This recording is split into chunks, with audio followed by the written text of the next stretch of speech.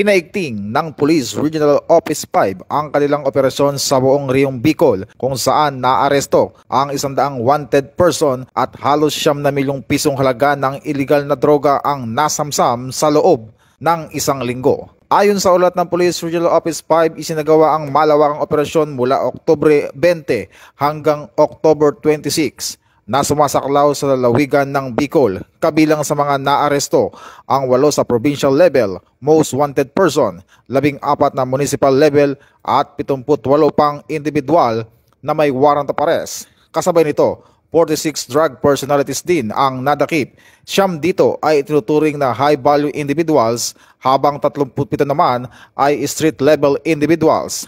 Nasabat sa operasyon ang mahigit 1,300 at 18 gramo ng shabu at 25 gramo ng marijuana na may tinatayang halaga na 8.9 million pesos. Samantala, pinamaling halaga ang nakumpiskang droga ang Regional Police Drug Enforcement Unit na umabot sa mahigit 4 na milyon. Sinundan ito ng Camarines Norte PPO na mahigit 2 milyon, Camarines Sur PPO na mahigit 1 milyong piso at Albay PPO na mahigit 700,000.